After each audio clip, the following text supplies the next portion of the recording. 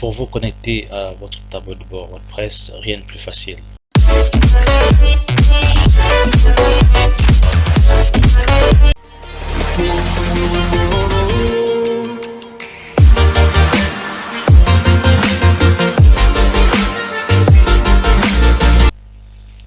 Souvenez-vous, lorsque nous avons installé WordPress, nous avons reçu un email que nous avons dans la section précédente consulter ensemble. Et bien, nous allons encore le consulter. Cet email, n'est-ce pas, le voici. Et dans cet email, il y a des informations essentielles dont nous devons nous servir pour nous connecter à notre tableau de bord. La première information essentielle que nous devons nous servir, eh bien, c'est ceci, à savoir notre mot de passe, que nous devons utiliser, notre nom d'utilisateur, pardon, que nous devons utiliser. Et puis, nous devons également utiliser également notre mot de passe. Ce mot de passe, si pour le moment il est un mot de passe qui est généré automatiquement, nous pourrions le changer par la suite dans le tableau d'administration, mais pour se connecter déjà pour la première fois, on doit utiliser ce mot de passe là. Okay? Et maintenant, pour se connecter sur dans notre tableau d'administration, qu'est-ce qu'il faut faire? Il vous suffit tout simplement d'aller dans votre navigateur et puis de taper l'adresse de votre site internet et d'y ajouter WordPress-admin, c'est-à-dire notre adresse email. Vous vous souvenez, c'est notre site internet. Vous vous souvenez, c'est formation .boschera.com. Donc nous tapons formation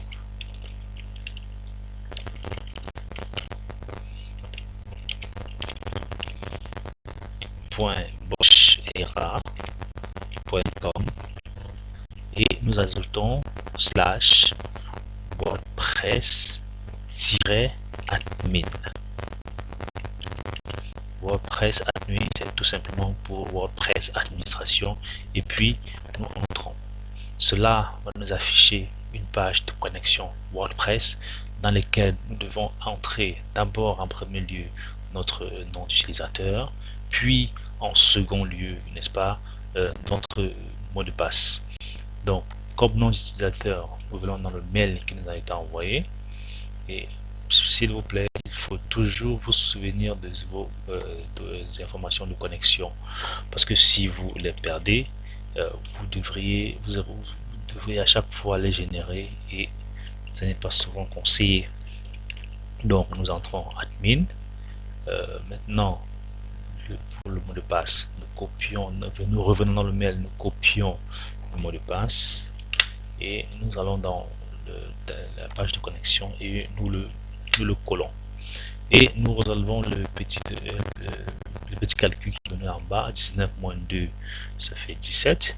Et on prend la peine de cliquer, bien entendu, sur ce souvenir de moi. Nous cliquons dessus.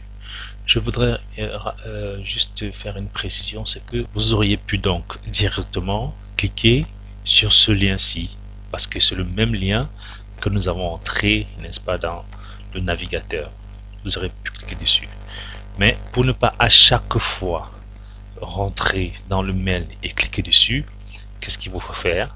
Il vous suffit tout simplement d'entrer votre adresse normalement et puis d'y ajouter WordPress WP-admin.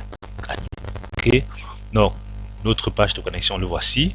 Nous avons déjà entré notre identifiant, nous avons entré notre mot de passe, nous avons résolu le calcul.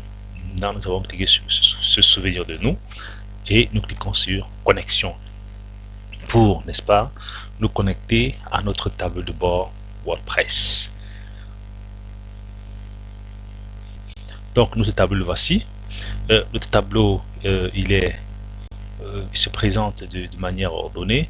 Bon, là on nous demande si on souhaite sauvegarder notre mot de passe. Comme vous pouvez voir le pop-up qui apparaît à ce niveau-ci.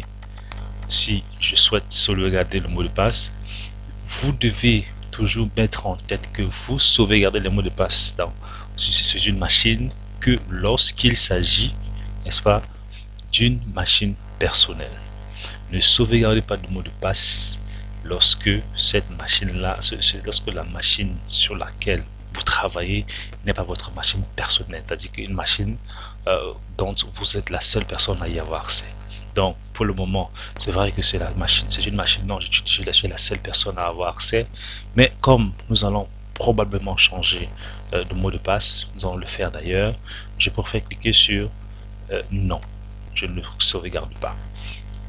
Et donc, voilà, mesdames et messieurs, comment est-ce que vous devez vous connecter sur votre tableau de bord WordPress. Vous voyez que il est assez simple et il n'est pas du tout compliqué. Maintenant, passons à la présentation et au paramétrage proprement dit de WordPress.